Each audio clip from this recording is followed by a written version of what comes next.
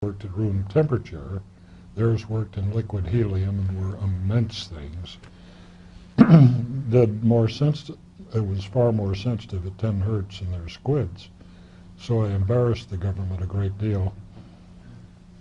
I sold them a unit for $1,500, which far outperformed a $300,000 squid that took 2 or 3 days on liquid nitrogen to get down to near absolute zero, and then that was drained and liquid helium was put in the sensor coils. I showed him that I had gotten the signal on about 4 times around the world as it decayed each time, and that the squids had only gotten it for 2 or 3 times.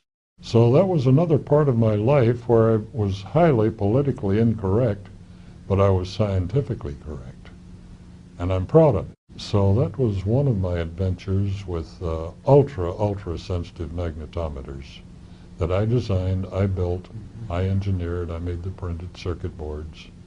In the 60s, I read about this marvelous work that Dr. Joe Kamiya had rediscovered of teaching people to control their own brain waves. And I got to know him, and he used my equipment in some of his classes. But I built, in late 1969, the best EEG electroencephalograph biofeedback equipment in the world.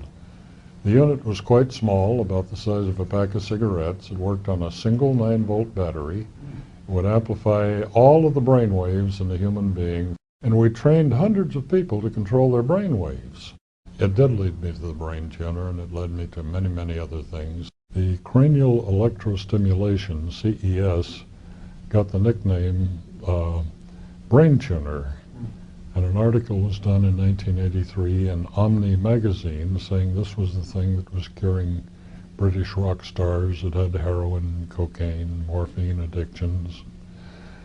And it worked perfectly. Peter Townshend of The Who, etc., was one of the first pioneers. The device I made works far faster and better and with less current than the original Patterson devices, although she had pioneered the work. I was given the Fetzer Foundation Award in 1990 for pioneering work in electromedicine. And I got the second Lifetime Achievement Award that I'd gotten this year from the USPA, and they told me, for goodness sake, come to the banquet and wear a tie, which I never wear ties. So they gave me the award in front of the whole crowd, and I was kind of embarrassed, but delighted to get it. Thank you. What I'm doing now is the electrification of the blood, and I feel it's far more important to give a person back to himself, give him health. The 4 parts of the Beck protocol are blood electrification, magnetic pulsing, drinking ionic colloidal silver, and drinking freshly ozonated water. There is considerable evidence for the use of electricity in medicine in both ancient and modern times. The scientific journal, Nature, published a letter from medical researchers proving white blood cells generate electricity. You know, when you study the original naturopathic medicine and you read books of the early pioneers, you know, Graham and Thrall and Thomson and Nikola Tesla, electrical medicine was a paramount part of their protocols. So I've read about it from a long time. During the late 70s and through the 80s, electrical medicine started coming back into vogue.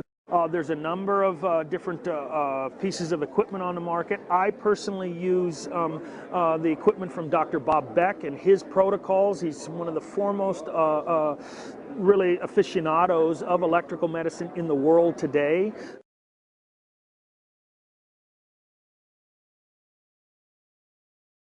Blood electrification. The purpose of blood electrification is to rejuvenate the blood. Microcurrents of electricity neutralize disease-causing pathogens in the blood. For blood electrification, gentle electricity is applied over the arteries on the wrist. I was listening to our local underground talk show, KPFK The Wizards.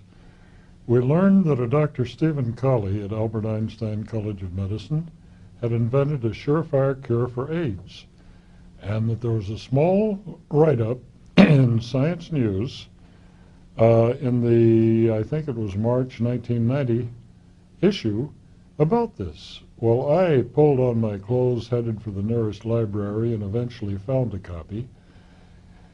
He had discovered that by putting a couple of small wires in a Petri dish that contained infected human blood and lots of HIV viruses, that he had fixed the viruses somehow so they could no longer attach to the receptor sites, the CD4, the T cells, thymus killer cells.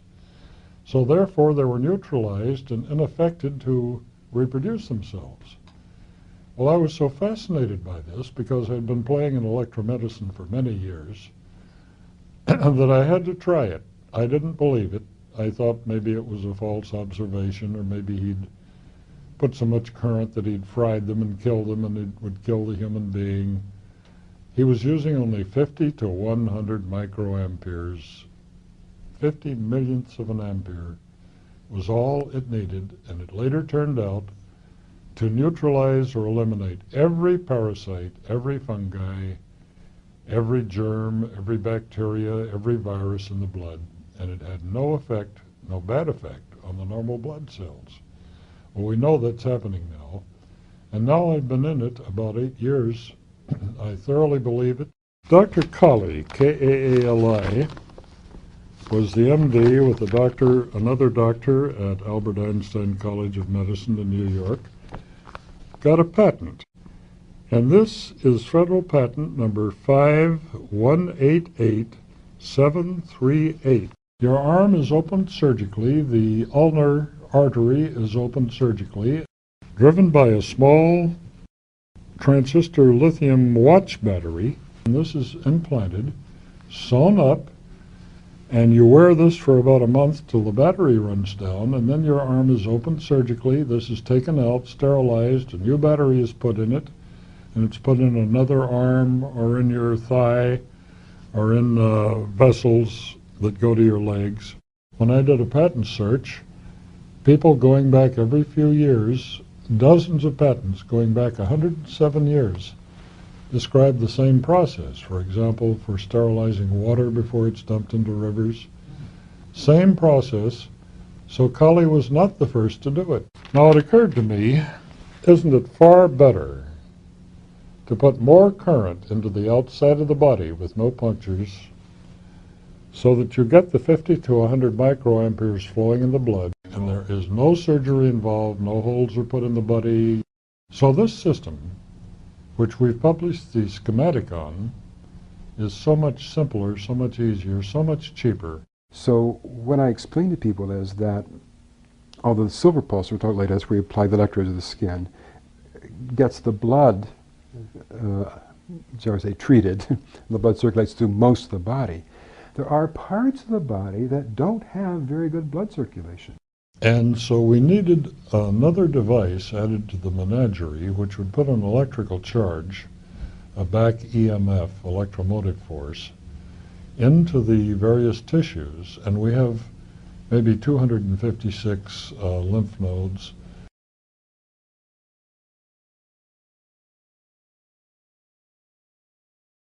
Magnetic pulsing. Static magnets have a long history of use in healing. Today, research is proving the effectiveness of pulsed magnetic fields.